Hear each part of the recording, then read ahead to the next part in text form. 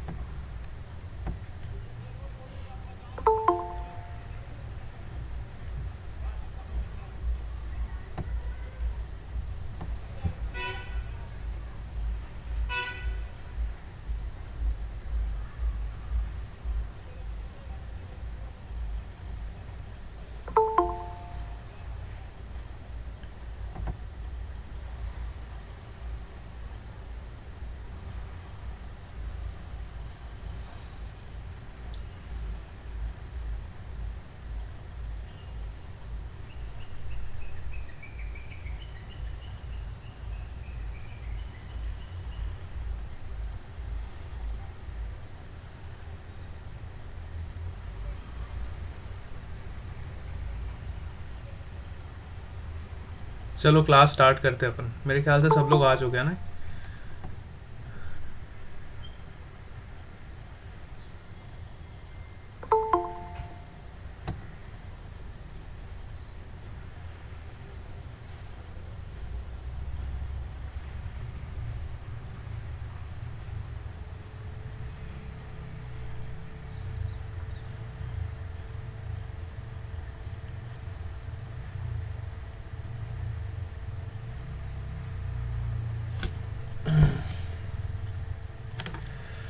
Yes, all of you have joined.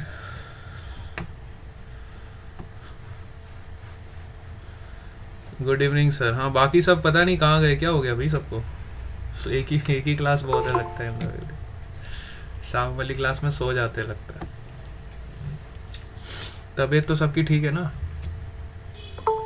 हम्म? नी खबर। चलो, कुछ पटेल सुबह नहीं आया था? हाँ, शाम को आया, सुबह क्यों नहीं आया था फिर? नी खबर अबे क्या नी खबर? हमारे केम નથી આવ્યો હતો? હવે કે ની ખબર?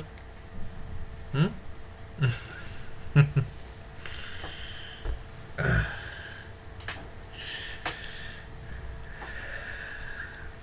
खेलने चला जाता है, क्या खेलता है ये?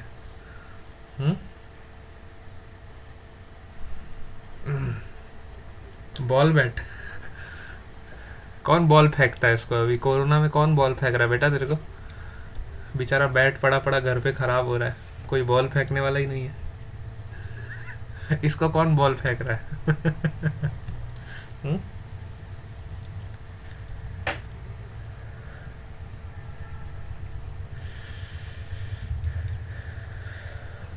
हम्म, थोड़ी रखरम पट्टी कम करो बेटा अभी। हम्म? दिवाली चली गई अब, ज़्यादा रखड़म पट्टी करोगे दिवाला निकलेगा फिर। दिवाली के बाद होता है दिवाला है। एक होती है दिवाली और दूसरा होता है दिवाला, ठीक है? दिवाली तक तो ठीक है। क्या बोल रहा है? લોકોની વાત કા માનો તમે?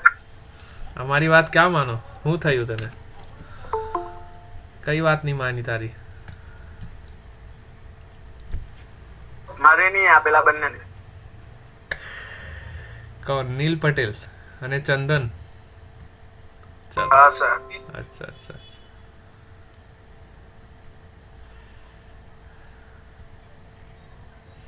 नील पटेल तो बहुत नील पटेल और चंदन दोनों खाली कमेंट करने में होशियार है नहीं? कमेंट टच करिया करे। चलो, सुबह हम क्या कर रहे थे? क्लास पे आ जाते अपनी। सुबह हम टॉर्क का डिस्कशन कर रहे थे ना, वहीं से कंटिन्यू करते हैं। स्क्रीन विजिबल है ना सबको?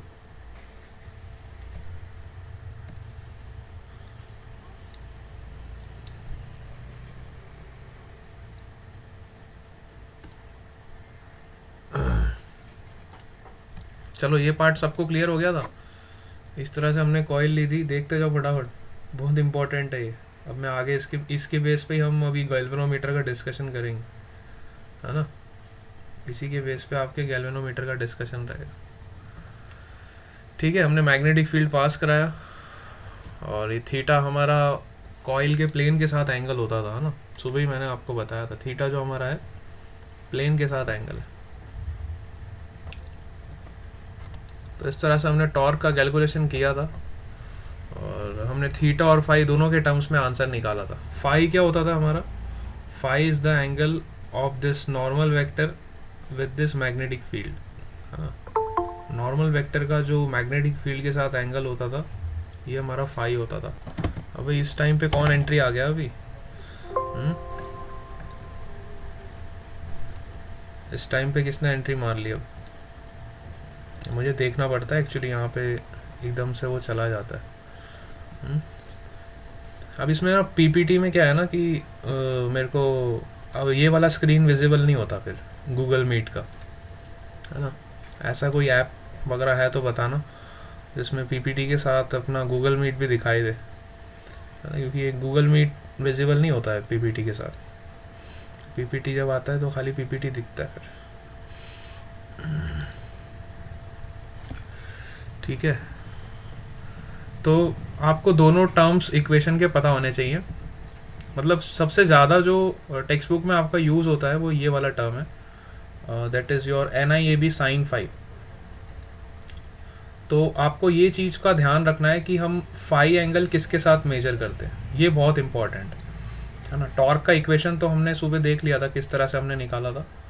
NIAB sin फाई ये आपका स्टैंडर्ड रिजल्ट है, इसको आप चाहो तो याद भी रख सकते हो, इसमें कोई दिक्कत नहीं है। लेकिन एक चीज़ का ध्यान रखना है कि ये जो फाई एंगल है, ये फाई एंगल आपका नॉर्मल के साथ, ठीक है। मतलब जो एरिया वेक्टर का जो नॉर्मल वेक्टर होता है, नॉर्मल वेक्टर की डायरेक्शन में ही आपका एरिया वेक्टर होता है ना। एरिया का डायरेक्शन क्या होता है, नॉर्मल टू द प्लेन। तो इस नॉर्मल वेक्टर के साथ जो मैग्नेटिक फील्ड का एंगल होता है, इसी को हम बोलते हैं फाई, है ना। तो टॉर्क का ये इक्वेशन हमारे पास आ गया, NIAB sin फाई। ठीक है, अब यहाँ पे एक चीज़ नोटिस करो, करंट इनटू एरिया, है ना। करंट इनटू एरिया को हम मैग्नेटिक मोमेंट भी बोलते हैं, है ना। एक्चुअली ये भी मैग्नेटिक मोमेंट का वेक्टर है। जैसे हम डाइपोल मोमेंट पढ़ते थे ना, वैसे ही हम मैग्नेटिक मोमेंट पढ़ते हैं।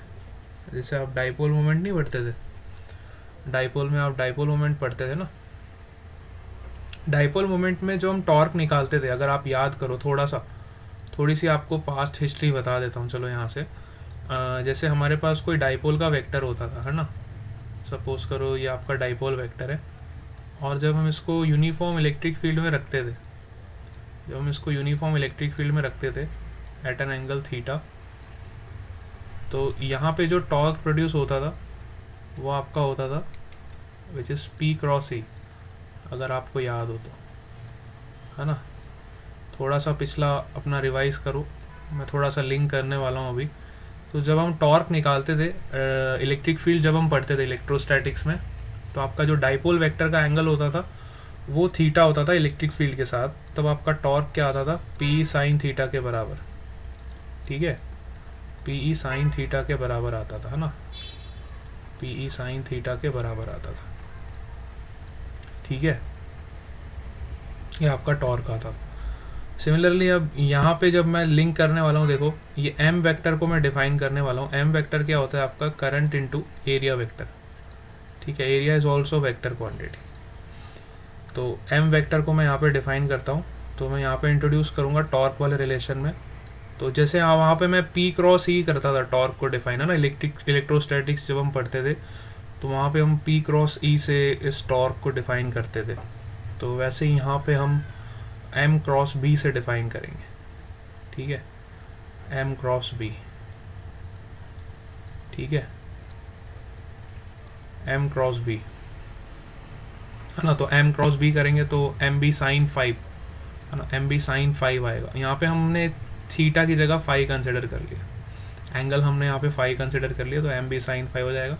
N तो आपका नंबर ऑफ टर्न्स है, ठीक है, टोटल नंबर ऑफ टर्न्स तो आपके हमेशा रहेंगे ही रहेंगे, उसमें कोई दिक्कत वाली बात नहीं है। समझ आ रही है? तो इस तरह से हम यहाँ से लिंक कर सकते थोड़ा बहुत। यहाँ पे जो थीटा होता था डाइपोल मोमेंट वेक्टर में, ये आपके डाइपोल मोमेंट वेक्टर के साथ एंगल होता था, है ना। डाइपोल मोमेंट का जो वेक्टर होता था उसके साथ थीटा होता है ना। यहाँ पे थीटा वो होता था। यहाँ पे जो थीटा है हमारा एक्चुअली ये वाला 5 है, यहाँ पे थीटा नहीं है हमारा, यहाँ पे एक्चुअली 5 है। 5 के आपका एरिया वेक्टर के साथ जो एंगल है ना, मतलब मैग्नेटिक मोमेंट वेक्टर के साथ जो एंगल है आपका। वहाँ पे डाइपोल मोमेंट का जो वेक्टर होता था, डाइपोल वेक्टर के साथ एंगल होता था आपका इलेक्ट्रिक फील्ड का। यहाँ पे मैग्नेटिक मोमेंट वेक्टर का जो एंगल है मैग्नेटिक फील्ड के साथ है। देखो बिल्कुल सेम एनालॉजी है। यहाँ पे आपका डाइपोल वेक्टर के साथ एंगल होता था थीटा, ठीक है, और यहाँ पे हमारा मैग्नेटिक मोमेंट का जो वेक्टर है उसके साथ एंगल है 5 मैग्नेटिक फील्ड का। बिल्कुल वैसी एनालॉजी है। इसलिए हम जनरली जो स्टैंडर्ड बुक्स में रिजल्ट दिया होता है वो फाई के टर्म्स में दिया होता है। इसलिए आपका जो टॉर्क होता है वो हमेशा आप जो भी बुक देखोगे वहाँ पे NIAB साइन थीटा या साइन फाई ऐसा लिखा होगा। और वो जो एंगल कंसिडर करते हैं वो एंगल हमेशा नॉर्मल के साथ कंसिडर करते हैं, है ना। ये प्लेन के साथ एंगल आपको बहुत कम बुक्स में आपको देखने को मिलेगा। ये प्लेन के साथ जो एंगल हमने थीटा लिया था, ये वाला पार्ट आपको बहुत कम बुक्स में देखने को मिलेगा। Maximum number of books directly यहीं से सॉल्व कर देते हैं। यहाँ से आपको एंगल फाई डिनोट कर देंगे और डायरेक्ट टॉर्क का वैल्यू निकाल देंगे, ठीक है। तो ये काफ़ी इंपॉर्टेंट चीज़ है और यहीं से हम इसकी एनालॉजी डाइपोल वेक्टर जो इलेक्ट्रिक फील्ड में हम यूज़ करते थे वहाँ से लिंक कर सकते हैं। वहाँ पे हम P साइन थीटा यूज़ करते थे, यहाँ पे हम MB साइन फाई यूज़ करेंगे, ठीक है। क्या ये पार्ट आपको समझ आया? थोड़ा थोड़ा अभी क्या पूरा ही समझ आ गया होगा तो? Yes, all of you got this? बहुत मेजर डिस्कशन है ये और न्यूमेरिकल में बहुत काम आने वाला है। क्लियर हो गया सबको ये पार्ट? यस और नो? थोड़ा यस सर। बहुत अच्छी बात। Yes sir. तो जनरली आपको एग्ज़ाम में इस तरह से क्वेश्चन पूछा जाता है। वहाँ पे आपको इतने सारे एंगल्स कंफ्यूज करने के लिए नहीं दिए होंगे, है ना। वहाँ पे आपको सिंपल सा क्वेश्चन ऐसा पूछा जाता है। 1 मिनट वेट करो, मैं आपके साथ वाइट बोर्ड शेयर करता हूँ,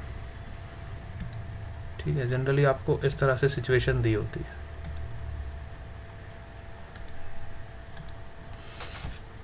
हाँ, आपको जैसे कि सपोज करो ये मैग्नेटिक फील्ड दे दिया, इस तरह से मैग्नेटिक फील्ड दे दी, ठीक है। और यहाँ पे आपकी कॉइल रखी है इस तरह से,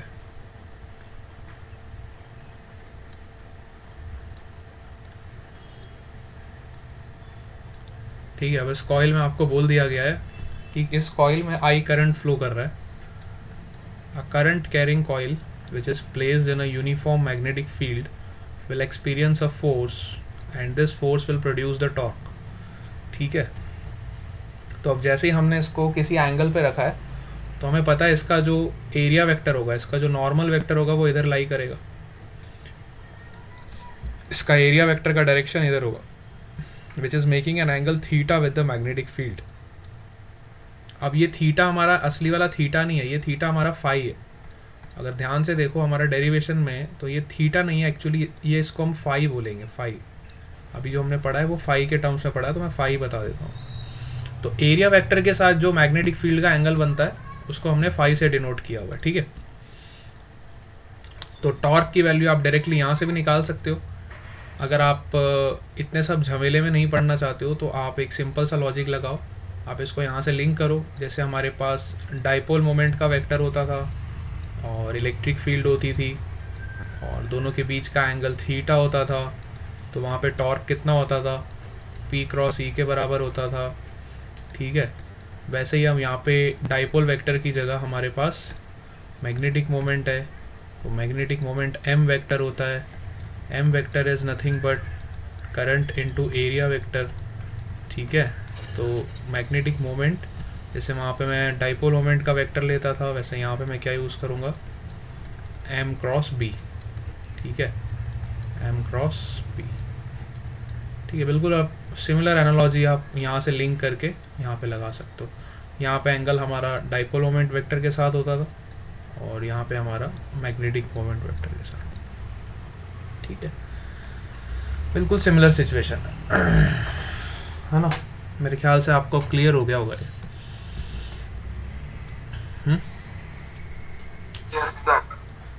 अच्छा, अगर क्लियर हो गया तो मेरे को बताओ। सपोज करो आपको मैंने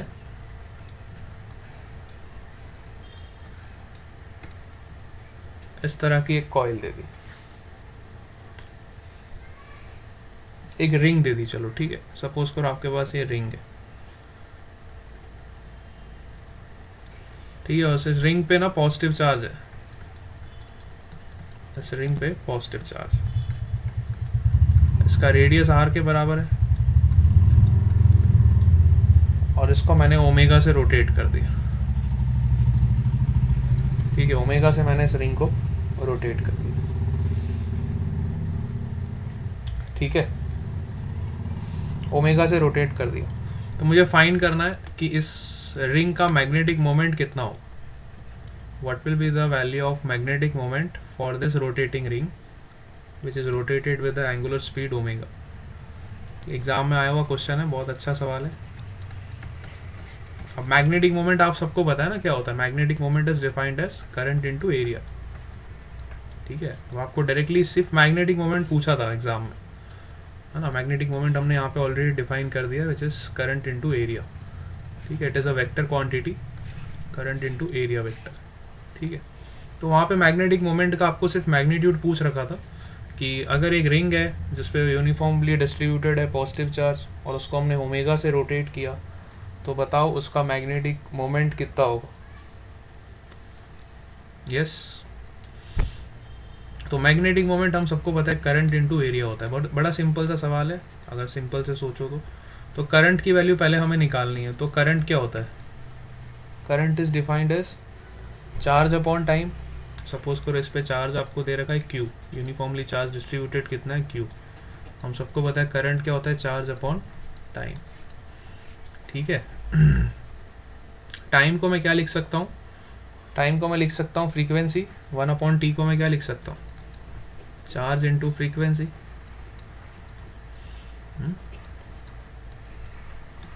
क्योंकि मुझे ओमेगा एंगुलर स्पीड दी हुई है ना, तो मुझे फ्रीक्वेंसी के टर्म में उसको रिलेट करना पड़ेगा। Omega is defined as 2πf, 2π into frequency.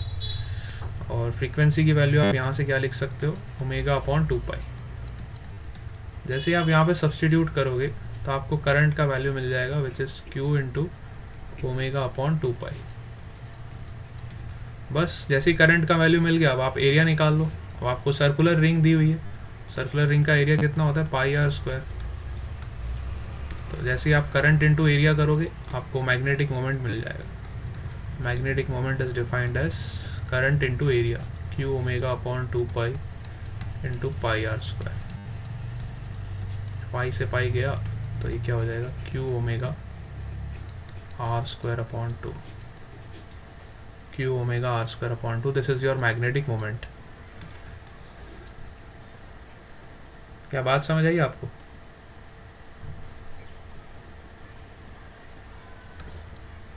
अरे चार्ज जब रोटेट करेगा तो करंट पैदा होगी कि नहीं होगी? सर चार्ज जब रोटेट करेगा तो moving charge will always produce a current, है ना। Moving charge will produce a current. Current produce होगी तो इसका जो मैग्नेटिक मोमेंट का वेक्टर होगा वो किधर होगा? आप राइट हैंड रूल लगा के निकाल सकते हो। देखो मैग्नेटिक मोमेंट का जो वेक्टर होता है which is current into area vector. तो करंट अगर आपका ऐसा है तो राइट हैंड रूल लगाओगे तो आपका मैग्नेटिक मोमेंट का वेक्टर आएगा वो इनटू द प्लेन आ जाएगा। राइट हैंड रूल लगा के देख लो, मैग्नेटिक मोमेंट का वेक्टर कहाँ आएगा? इनटू द प्लेन आएगा। और उसका मैग्नीट्यूड कितना हो जाएगा? इसके बराबर हो जाएगा, ठीक है। Clear all of you up to this point? अच्छा, इसके अलावा पोटेंशियल एनर्जी भी कई बार पूछ लेता है एग्जाम में। जैसे हम डाइपोल वेक्टर पढ़ते थे तो हम पोटेंशियल एनर्जी निकालते थे, है ना। सपोज ये आपका डाइपोल वेक्टर है और ये इलेक्ट्रिक फील्ड है, दोनों के बीच का एंगल आपको थीटा दिया हुआ। तो पोटेंशियल एनर्जी क्या होता था आपका? किसी को याद है या भूल गए? पोटेंशियल एनर्जी क्या होती थी बताओ?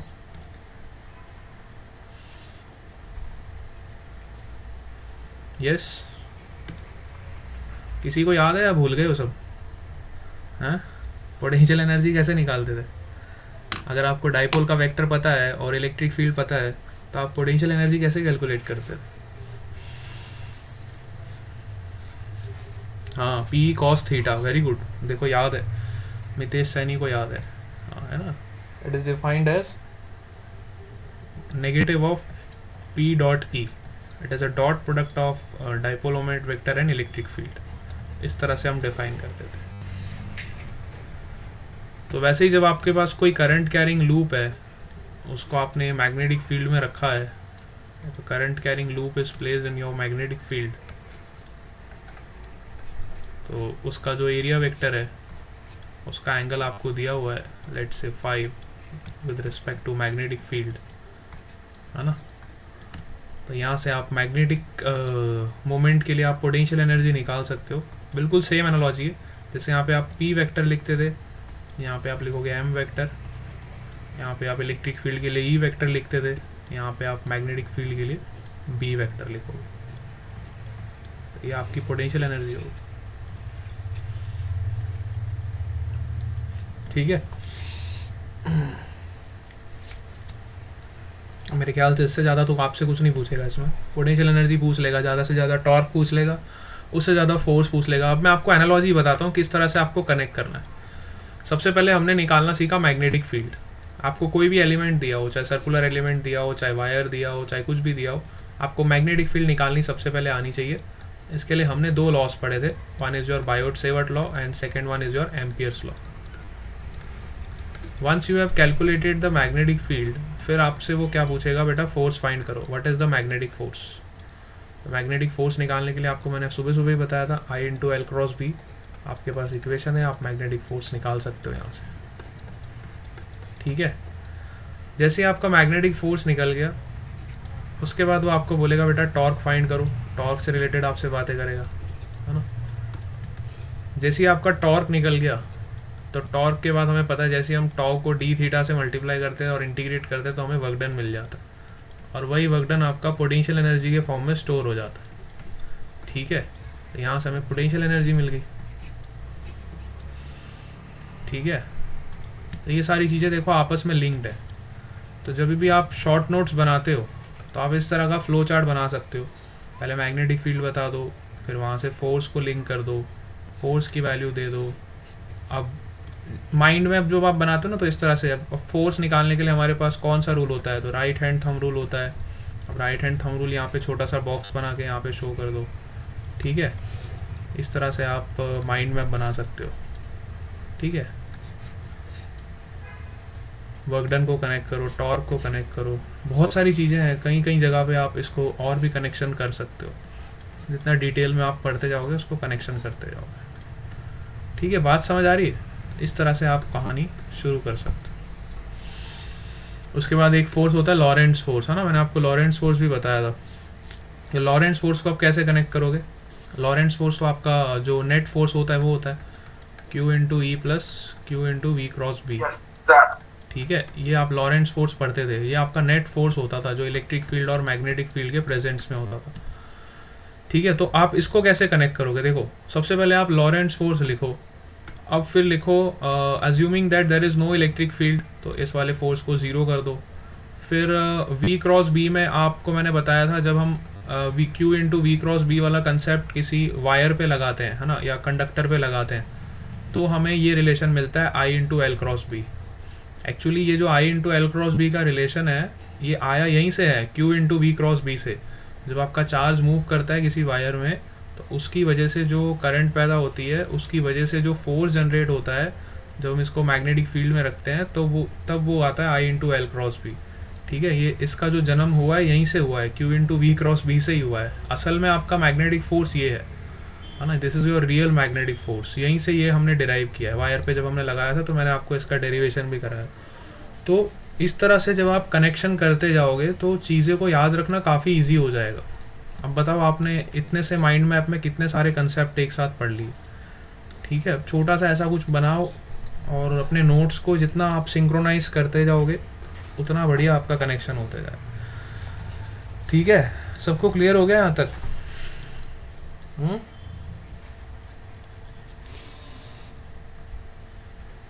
चलो मैं आपसे एक सवाल पूछता हूँ। सपोज करो हमारे पास ऐसा एक कॉइल है, ठीक है, और इसमें करंट इस तरह से फ्लो कर रहा है। इसमें जो करंट है इस तरह से फ्लो कर रहा है और मैग्नेटिक फील्ड का डायरेक्शन आपको ऐसे दे रखा है। ठीक है, इस तरह से आपको मैग्नेटिक फील्ड का डायरेक्शन दे रखा है। ठीक है, तो आपको बताना है कि यहाँ पे कौन सा इक्विलिब्रियम होगा, मतलब स्टेबल इक्विलिब्रियम होगा कि अनस्टेबल इक्विलिब्रियम होगा। सवाल ये है whether in this situation it is a stable or unstable equilibrium.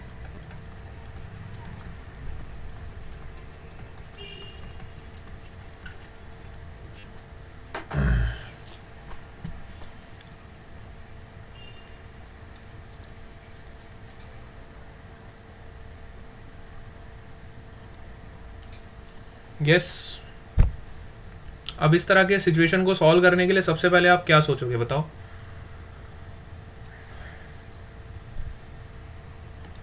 Stable or unstable? It will be a stable equilibrium. Very good, दो जनों ने आंसर भी दे दिया, पल्लव ने और मितेश ने।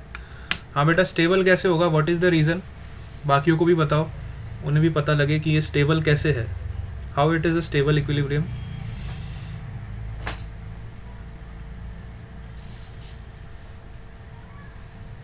What is the condition for stable equilibrium? Stable equilibrium के लिए क्या कंडीशन है?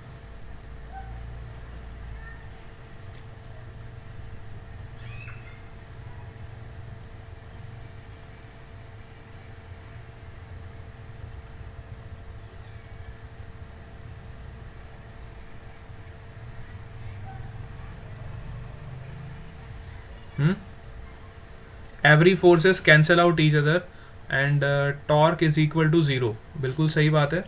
हाँ, स्टेबल इक्विलिब्रियम की यही कंडीशन होती है कि आपका नेट फोर्स भी ज़ीरो होना चाहिए और नेट टॉर्क भी आपका ज़ीरो होना चाहिए। This is the condition for stable equilibrium. ठीक है, जब ये दो कंडीशन आपकी सेटिस्फाई हो जाएगी, मतलब नेट फोर्स भी अगर आपका ज़ीरो आ रहा है और नेट टॉर्क भी ज़ीरो आ रहा है, तब मैं कह सकता हूँ कि इक्विलिब्रियम कैसा है आपका, स्टेबल है। ठीक है, तभी मैं कह सकता हूँ कि इक्विलिब्रियम आपका स्टेबल है। तो अब देखो, आप इस वायर के लूप को नाम दे दो ABCD और सब पे फोर्स निकालो। तो इस वाले पे फोर्स की डायरेक्शन किधर आएगी? राइट हैंड थंब रूल से निकाल लो। इस वाले पे फोर्स की डायरेक्शन इधर आएगी, इस पे फोर्स की डायरेक्शन इधर आएगी, इस पे फोर्स की डायरेक्शन इधर आएगी। मतलब हर फोर्स एक दूसरे को कैंसिल आउट कर रहा है। तो नेट फोर्स तो ज़ीरो हो गया। नेट फोर्स तो क्या हो गया हमारा? ज़ीरो हो गया। बिल्कुल सही जवाब है। अब अगर मैं टॉर्क की बात करूँ तो टॉर्क अगर हम कैसे चेक करेंगे बताओ? टॉर्क मैं कैसे चेक करूँगा? टॉर्क मैं चेक करूँगा M क्रॉस B। अभी अभी मैंने आपको डिफाइन किया था, M क्रॉस B। ठीक है, अब M वेक्टर का डायरेक्शन क्या होगा? अगर ध्यान से देखो तो आपका करंट ऐसे फ्लो कर रहा है clockwise. Current is flowing in clockwise direction. तो M वेक्टर आपका किधर जाएगा बताओ? M वेक्टर आपका किधर जाएगा? What is the direction of M vector? Magnetic moment vector का डायरेक्शन क्या होगा बताओ? Current is flowing in clockwise direction, है ना? करंट आपका क्लॉकवाइज फ्लो कर रहा है, तो आपका M वेक्टर किधर जाएगा?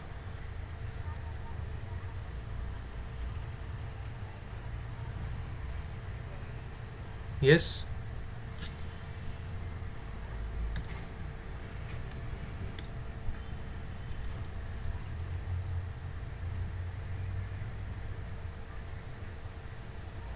बात समझ आ रही है कि नहीं आ रही है? हाँ, इनसाइड जाएगा। बिल्कुल सही बात है। देखो पल्लव ने आंसर किया, इनसाइड जाएगा ना। M वेक्टर का डायरेक्शन क्या होगा? राइट हैंड थंब रूल लगाओ ना।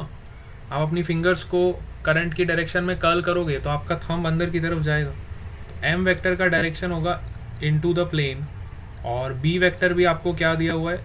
इनटू द प्लेन दिया हुआ है। तो दोनों वेक्टर्स के बीच का एंगल ज़ीरो हो गया ना, मतलब M और B वेक्टर के बीच का एंगल ज़ीरो हो गया। तो M क्रॉस B आपका क्या हो जाएगा? MB साइन थीटा, मतलब sine zero is zero. Net torque भी आपका क्या हो गया, 0 हो गया। अब नेट टॉर्क भी 0 हो गया और नेट फोर्स भी 0 हो गया, तो I can say that it is the case of stable equilibrium. अब स्टेबल इक्विलिब्रियम की खास बात क्या है कि स्टेबल इक्विलिब्रियम पे आपकी जो पोटेंशियल एनर्जी होती है वो सबसे कम होती है। In stable equilibrium you will have minimum potential energy, और पोटेंशियल एनर्जी कितनी होगी, which is equal to minus M dot B के बराबर, एम डॉट बी। और हमें पता है कि एम और बी, एम वेक्टर और बी वेक्टर के बीच का जो एंगल है, एंगल थीटा कितना है, 0 है। तो जब आप इसको ओपन करोगे माइनस एम बी कॉस 0, आपको मिलेगा minus M B which is the minimum potential energy. और बिल्कुल सही बात है।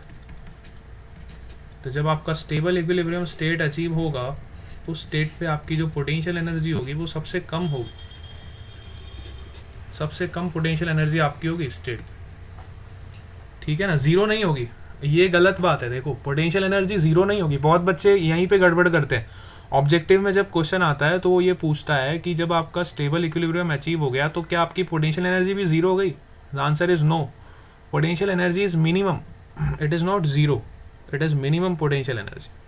हाँ, एंगल 0 हो गया, एंगल 0 कह सकते हो आप, लेकिन पोटेंशियल एनर्जी 0 नहीं होगी। बहुत बच्चे यहाँ गड़बड़ करते हैं, बोले नेट टॉर्क भी 0 है, नेट फोर्स भी 0 है, तो पोटेंशियल एनर्जी भी 0 ही होगी। ऐसा बच्चे सोच लेते हैं, लेकिन ऐसा नहीं है, 0 नहीं होगा, पोटेंशियल एनर्जी आपकी मिनिमम होगी। ठीक है, अब ये वाला केस बताओ। सपोज करो मैंने करंट का डायरेक्शन रिवर्स कर दिया, ठीक है। अभी मैंने करंट कैसा था, क्लॉकवाइज फ्लो कर रहा है ना, मैं वापस वही सिचुएशन ले रहा हूँ, लेकिन अब मैंने इस लूप में करंट का डायरेक्शन को रिवर्स कर दिया। इस लूप में मैंने करंट के डायरेक्शन को रिवर्स कर दिया, एंटी क्लॉकवाइज कर दिया। अब आपका करंट ऐसे फ्लो कर रहा है। मैग्नेटिक फील्ड वापस सेम रखा, मैग्नेटिक फील्ड का डायरेक्शन मैंने सेम रखा। अब बताओ इस केस में क्या होगा, स्टेबल होगा कि अनस्टेबल होगा। पहला सवाल ये, नेट फोर्स कितना होगा, नेट टॉर्क कितना होगा, पोटेंशियल एनर्जी कितनी होगी। सारे आंसर्स दो फटाफट। इस कंडीशन को देख के बताओ कि इसमें क्या क्या पॉसिबिलिटीज है।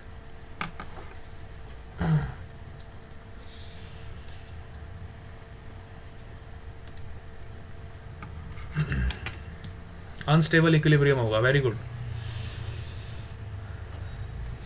थीटा कितना होगा यहाँ पे, एंगल कितना होगा, what is the angle between magnetic moment vector and your magnetic field,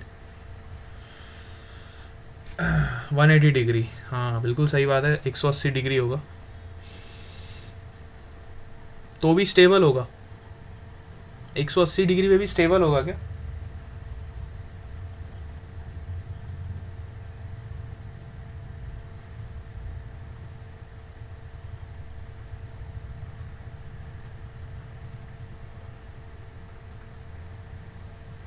हाँ यहाँ पे स्टेबल होगा कि अनस्टेबल होगा।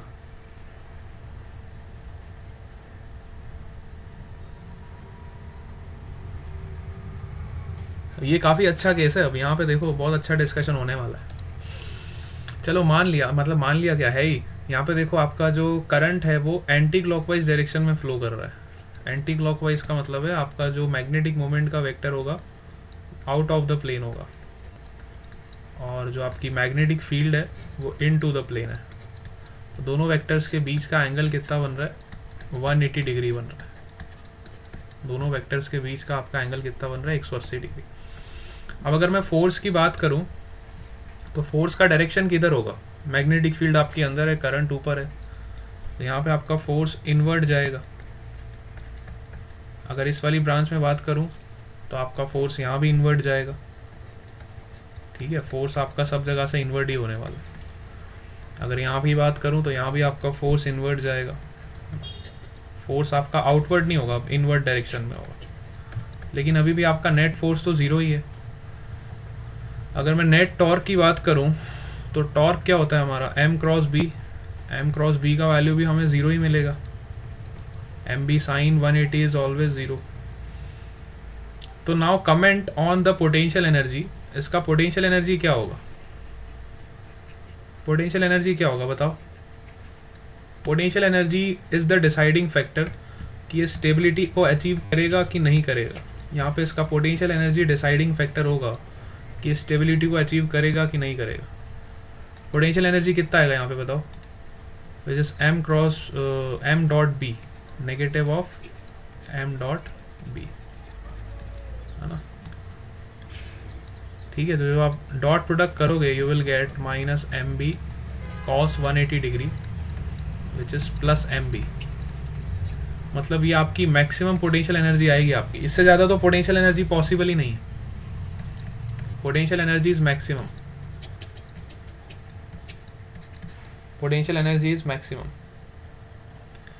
तो अब आप खुद का दिमाग लगा के बताओ, जब आपके पास पोटेंशियल एनर्जी मैक्सिमम होगी तो क्या वो स्टेबल हो सकता है? खुद के दिमाग से सोचो कि क्या जब पोटेंशियल एनर्जी मैक्सिमम होगी तो क्या वो स्टेबल हो सकता है? खुद से सोच के बताओ। पोटेंशियल एनर्जी अगर मैक्सिमम है उसके पास तो वो स्टेबल नहीं हो सकता ना, स्टेबल होने का सवाल ही नहीं उठता है। तो यहाँ पे वो अनस्टेबल कहलाएगा। तो ये ऐसा केस है जहाँ पे नेट फोर्स भी जीरो हो रहा है, नेट टॉर्क भी जीरो हो रहा है, तो भी अनस्टेबल इक्विलिब्रियम है, तो भी अनस्टेबल इक्विलिब्रियम है because of potential energy is maximum, है ना? Potential energy is maximum. आपको इस तरह से एग्जांपल देके बताया जाता है। एक कटोरा ऐसे रखा जाता है और बताया जाता है देखो इस कटोरे के ऊपर हमने एक छोटा सा बॉल रखा है ना? अब इसके पास मैक्सिमम देखो क्या है ना? इसको ज़रा सा भी इधर हिलाऊंगा या फिर इधर हिलाऊंगा तो ये अनस्टेबल कहलाएगा ना। ठीक है, एक कटोरा ऐसा रखा हुआ है, इसके बीच में यहाँ पे बॉल इधर रखा हुआ है, इसको ज़रा सा भी इसकी पोजीशन से डिस्प्लेस करूँगा तो वापस इसी पोजीशन पे आ जाएगा। ठीक है, और एक बॉल मैंने स्ट्रेट लाइन पे रखा हुआ है, तो ये आपका न्यूट्रल इक्विलिब्रियम कहलाता है। इस तरह से आपको पढ़ाया गया था इलेक्ट्रोस्टैटिक्स में, अनस्टेबल, स्टेबल। तो यहाँ से बच्चों को ना दिमाग में अच्छे से बैठ जाता है, अनस्टेबल, स्टेबल और न्यूट्रल। ठीक है, क्लियर है ना सबको यहाँ से? Yes sir. बहुत बढ़िया। ठीक है, क्या हुआ बच्चे, क्या हुआ बेटा? ज़्यादा पढ़ा दिया क्या आज मैंने? किसी को ऐसा लग रहा है कि ज़्यादा पढ़ रहे हैं? बता देना, अपन क्लास वहीं पे एंड कर देंगे। ज़्यादा पढ़ लिया तो बता देना। अरे ऐसा तो नहीं लग रहा ना ज़्यादा पढ़ा दिया आज? ज़्यादा पढ़ लिया क्या? ज़्यादा पढ़ा क्या अपन ने? बच्चे छुट्टी पे चले गए जलसा करने, देखो मीटिंग से ही चले गए। सही है ना? अब जिसने पढ़ना है उतना तो पढ़ना ही पड़ेगा ना यार। अब ऐसा थोड़ी है कि एकदम ही पूरा जलसा ही करते रहेंगे अपन, थोड़ा थोड़ा तो पढ़ना पड़ेगा ना। आप लोगों के लिए करा रहा हूँ ये 4th और 5th चैप्टर, बाकी हमारा तो सिलेबस 6 चैप्टर पे पहुँच गया था। एसवी वाले स्टूडेंट्स की डिमांड पे ही हमारा 4th और 5th चैप्टर फिर से हो रहा है ना? 4th और 5th चैप्टर बहुत अच्छे से हम डिटेल में स्टडी कर रहे हैं। अभी इसके बाद मैं आपको मैग्नेटिज्म एंड मैटर भी एक बार पढ़ा दूंगा अच्छे से, जिसमें हम अर्थ मैग्नेटिज्म भी एक बार रिवाइज कर लेंगे और आपका जो मैग्नेटिज्म और मटेरियल है उसका पार्ट भी रिवाइज हो जाएगा, पैरामैग्नेटिक, डायामैग्नेटिक। तो फिर ये कंप्लीट हो जाएगा चैप्टर आपका। मतलब ये 5 चैप्टर तो आपके ऐसे हो जाएंगे कॉन्सोलिडेट, इसमें से कोई भी सवाल आ जाए आप छोड़ के नहीं आओगे। और छठा चैप्टर तो अभी हमारा रनिंग चल ही रहा है, उसका भी कुछ लास्ट के 2 या 3 टॉपिक्स रह गए, है ना? 6 चैप्टर हम एक बार फिर से उठाएंगे। तो ये 6 चैप्टर आपके ऐसे कॉन्सोलिडेट हो जाने चाहिए, इसमें से एग्जामिनर कहीं से भी क्वेश्चन आपको पूछे आपको उसका आंसर आना चाहिए। बात समझ आ रही है? 6 चैप्टर इतने पक्के हो जाने चाहिए, है ना? चलो,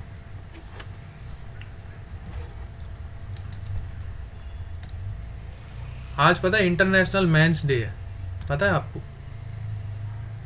today is international men's day. यहाँ सारे मैन ही है ना, अभी कोई वुमेन तो नहीं है ना यहाँ पे?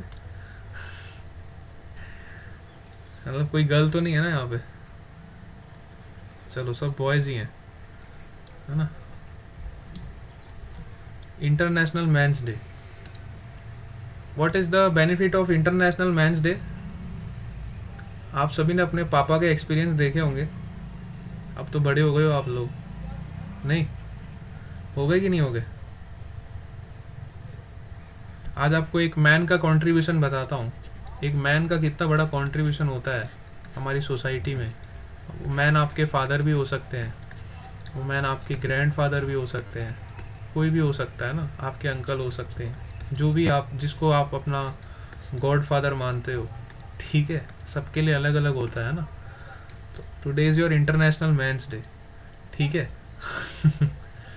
तो इंटरनेशनल मैंस डे का क्या है, मैन के सेक्रीफाइस बताए गए यहाँ पे, बहुत अच्छे अच्छे पॉइंट्स हैं, आप देखोगे तो आपको पता चलेगा मैन के क्या क्या सेक्रीफाइस होते हैं, है ना।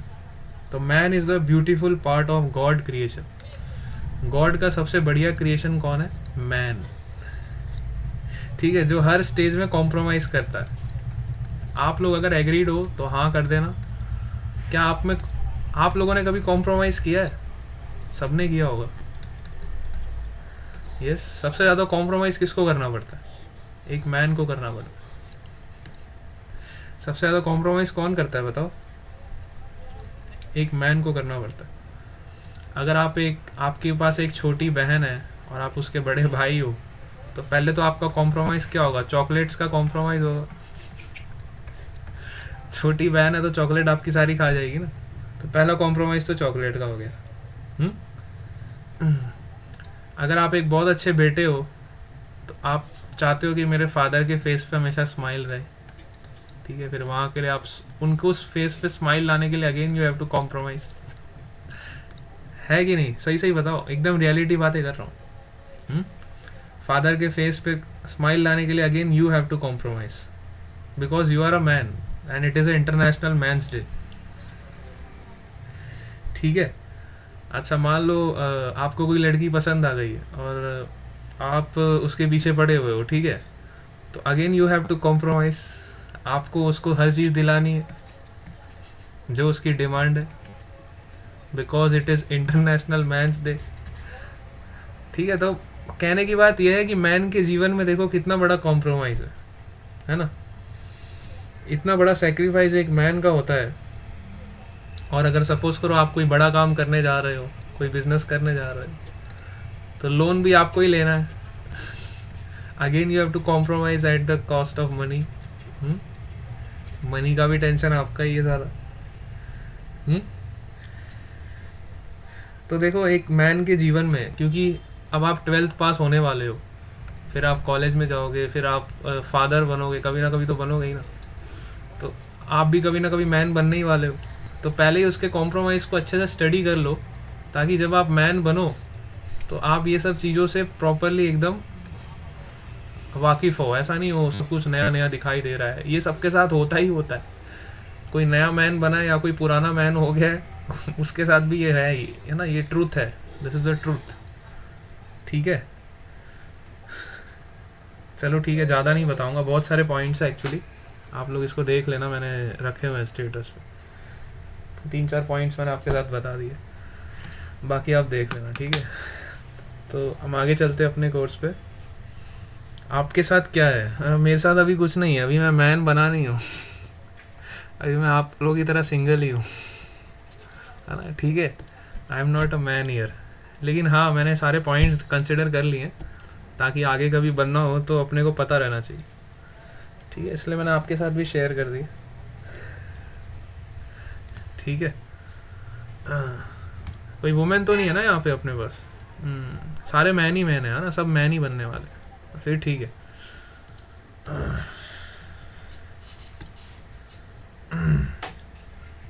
चलो अब हम आगे चलते हैं, ये पॉइंट सबको समझ आ गया? अब नेक्स्ट पॉइंट पे चलते हैं अपन। अब ये जो प्रिंसिपल हमने स्टडी किया, man in black, yes, man in black, सही में ब्लैक ही होते हैं मैन इन ब्लैक, एकदम परफेक्ट नेम दिया। चलो आ जाओ, अब अपनी स्लाइड पे चलते हैं वापस से। ये जो प्रिंसिपल हमने स्टडी किया है रोटेटिंग कॉइल का, ये कौन है बेटा? कुसला केम सीटियां मारिया करे।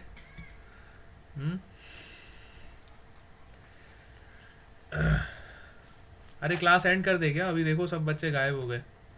Thank you sir. बहुत जल्दी, बहुत जल्दी, बहुत जल्दी। चलो ठीक है, ओके।